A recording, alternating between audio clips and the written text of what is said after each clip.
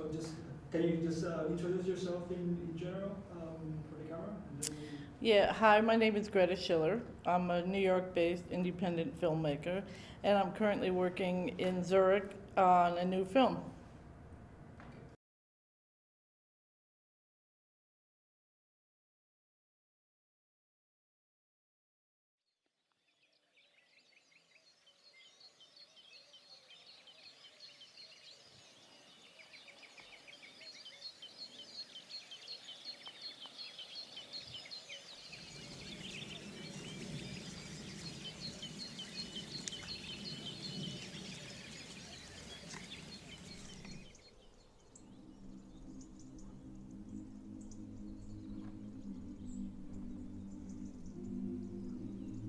Rewilding no es solo un concepto, es también una realidad y un movimiento.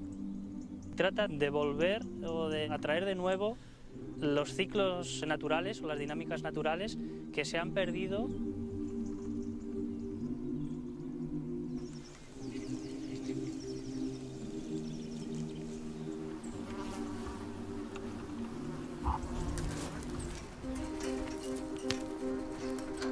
Pues estamos poniendo un vallado para soltar conejos y a ver si crían y conseguimos repoblarse.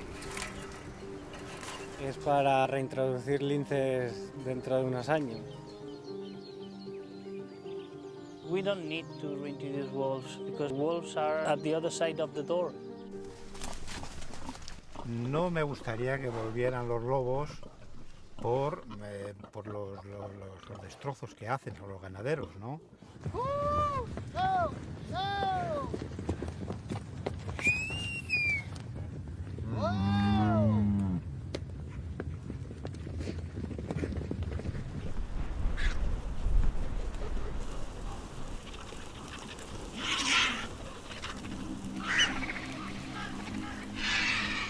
Consideramos que la biodiversidad tiene el mismo peso que cualquier otro de los problemas ambientales.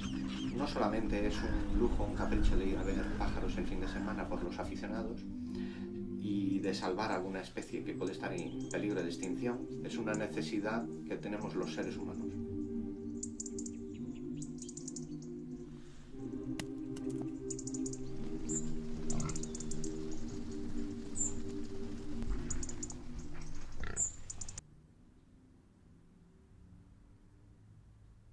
Humanity is basically the dominant species on Earth, and as such, we have done a lot of harm to other plants and animals in the biosphere.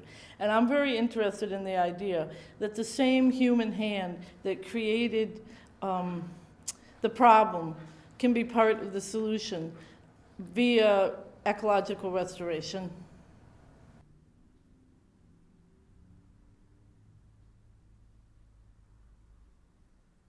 Yes, for a long time, for like 30 years, I made films that were primarily looking at excavating lost histories, trying to rewrite history as it actually happened instead of as it's been recorded. And usually people of color, women, gays, lesbians, marginalized by dominant cultures are not written into history. And that troubled me. And so I started, in the course of my filmmaking career, I made most of my films are about, like, for example, the South African anti-apartheid struggle and what the gay lesbian subculture was doing by focusing on one man who was with Nelson Mandela when he was arrested. So looking back at his Cecil Williams story as a way of exploring larger social issues and themes. So in terms of my interest in excavating stories that haven't been told before, I would say that my new interest in science and society it's the same. I mean, there's the stories. There are not enough science films. There are not enough stories that relate society and how we as humans interact with the natural world. And so I guess I'm a little bit of either a crazy person or obsessive or whatever. So I just decided I was going to do research and make films that were about my new interests.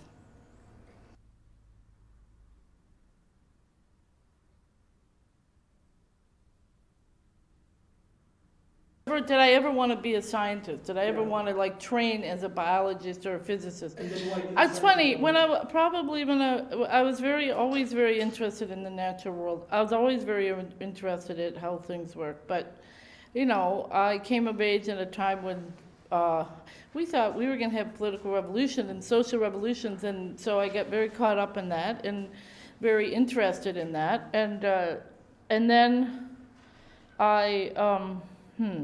and then I was not, and then, you know, I'm not someone who can stay with the same themes for my entire life. And when I was 50 years old, I went back to school and earned a master's degree in science education and learned a lot about how to teach science, the science of science education I was interested in. So I still do that. I teach, sometimes I teach film, sometimes I teach science, sometimes I love to teach out in the field with getting young people to be excited about science and learning how to use basic scientific tools and how to really observe the world. And so I'm not a one-dimensional interest person.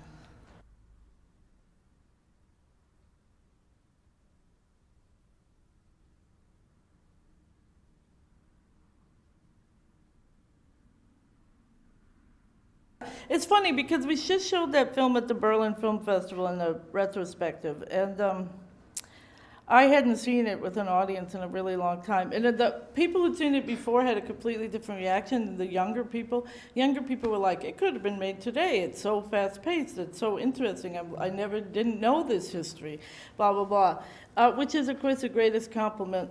But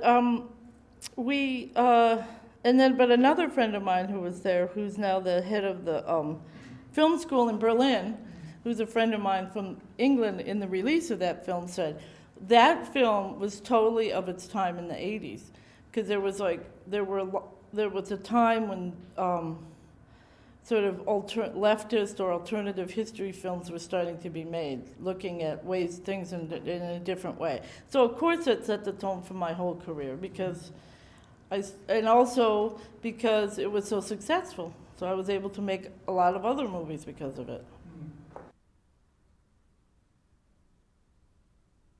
It set the tone for doing original primary research.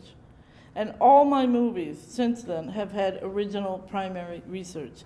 I'm not taking somebody else's research of a book and making a film from their version of Eleanor Roosevelt's history or the Civil War or whatever. I always do primary research, which isn't to mean I don't work with other people's ideas.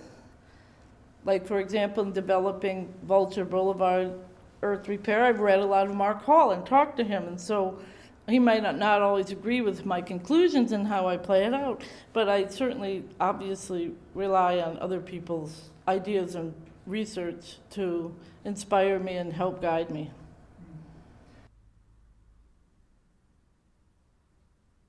That's actually an interesting question, because with Stonewall, it was the first film that ever looked at the idea that gay and lesbian people had a history in the U.S., anywhere. So, and I specifically framed it historically. Turn of the century, when the idea was developed as a self-defined person, through to the Stonewall Rebellion of '69. So I had 70 years of history to do. And I really wanted to put people into the effects of the World War II, the effect of, in the history of the social history of American politics and culture. This is about, the new film, Vulture Boulevard, is probably the complete opposite stylistically, because in this case, I want to immerse you in a place, and the pacing will be very slow and long because it is nature. And nature, one of my guys says, nature takes a long time. You don't just throw some seeds out and say it's rewilded. I mean, it's very slow.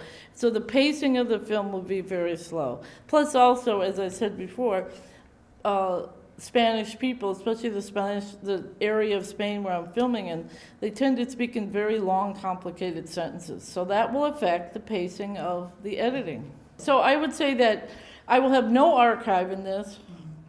I will have very few formal interviews.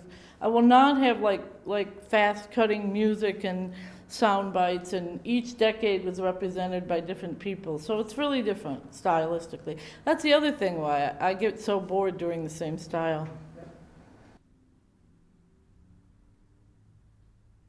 Is there a moment, a defining moment in eco-restoration? I was just talking to Mark Hall about that.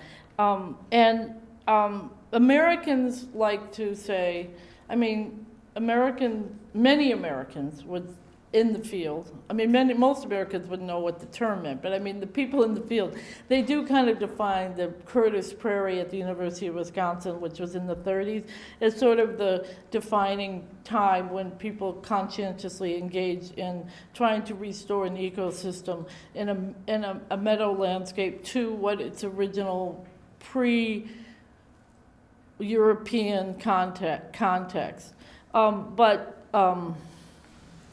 As I learned from reading Mark and other people, that is a very American perspective. But you know, we Americans, we like to claim things.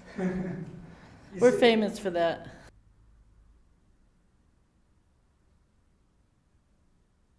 I don't know, because it seems to me like when you say, you know, like climate change and eco-restoration are related, because once we cut down the forest, we have less carbon sequestration. But that doesn't mean people are going to stop cutting down forests.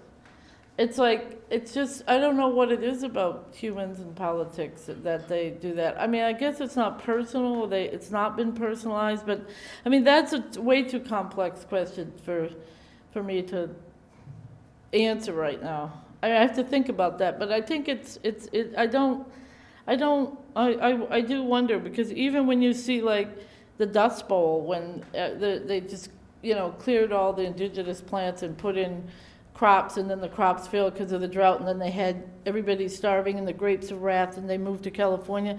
They still didn't change the farming method, so I don't know.